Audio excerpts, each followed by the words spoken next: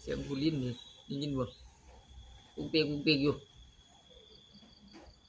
ตอนนี้6:15 นาทีอีก5 นาทียังขี่มอเตอร์ไซค์ไปใส่บาตรทำบุญใส่บาตรอุทิศส่วนกุศลให้ผีก่อนผีเร่ร่อนเมื่อไหร่มาขอส่วนบุญส่วนกุศลน่ะต้องไปใส่บาตรทุกเช้าก่อนคันบ่ใส่บาตรให้มันจะกวนเฮาสิบ่กวนเฮาต้องไปใส่บาตรใส่บาตรให้อุทิศส่วนบุญส่วนกุศลให้พวกเจ้ากรรมนายเวรพวกที่มาขอส่วนบุญส่วนกุศลน่ะอย่าบ่กวนเฮารำคาญแต่ข้อยมักอยู่ใส่บาตรอยากได้ส่วนบุญส่วนกุศลอยู่แล้วเลยยกให้เลยนะใส่บาตรทุกเช้าเลยตื่นได้ตี 3ตื่นหลังเที่ยงคืนหุงข้าวเฮ็ดกับข้าวผีจังมารบกวนว่าแต่คู่ๆอยู่มาเอาส่วนบุญส่วนกุศลเห็นบ่หวานบ่ไหวไปไสกันจังว่าตกน้ำไปไหลตกไฟไหม้ไปไสผีก็คุ้มครองนะ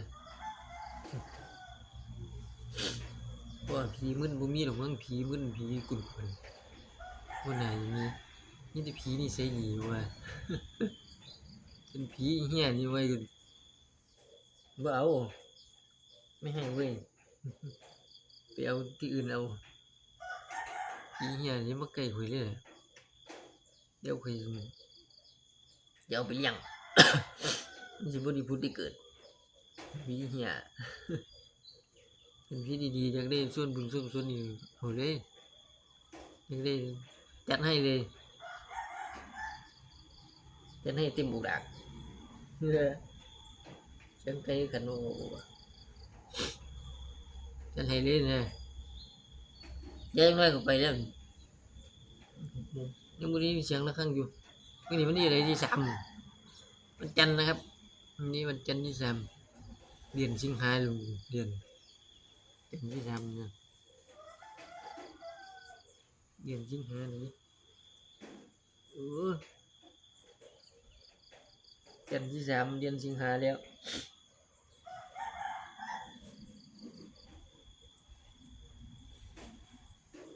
วันอาทิตย์วัน